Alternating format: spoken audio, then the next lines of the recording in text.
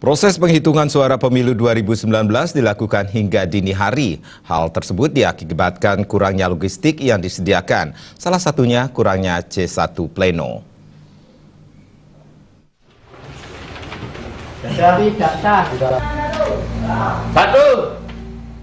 Kekacauan proses pendistribusian kelengkapan logistik pemilu 2019 berdampak pada proses penghitungan suara. Di 8 TPS Paket Agung misalnya, penghitungan suara sempat tertunda lantaran tidak adanya C1 Plano untuk penghitungan hasil Pilpres, DPR RI, DPD, dan DPRD Provinsi Bali.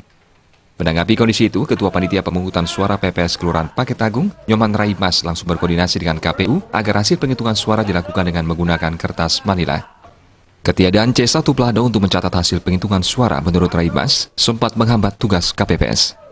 Pasalnya, untuk di 8 TPS di Kelurahan Paket Agung, proses penghitungan suara terlambat hingga 2,5 jam lebih, sehingga proses penghitungan baru selesai pada dini hari.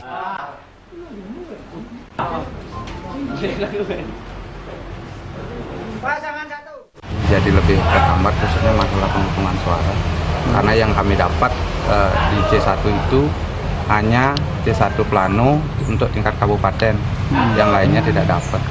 Jadi karena ada solusi dari Pak Dudi di WA grup PPS, dipakai salinan C1 Plano. Itu yang dipakai. Berarti nanti itu dipakai Pleno juga? Itu yang dipakai Pleno. Artinya C1 Plano itu buat sendiri? C1 Planonya untuk sementara biar lebih mudah dipakai manila. Nanti kalau katanya datang, nanti itu disalin lagi. Kekacauan pelaksanaan penghitungan suara pemilu tahun 2019 di Kabupaten Buleleng juga mendapat respon dari Ketua KPU Provinsi Bali. Menurutnya, keterlambatan pendistribusian logistik hingga berdampak pada kacauannya proses penghitungan suara di Kabupaten Buleleng disebabkan buruknya manajemen KPU dan pihak sekretariat KPU.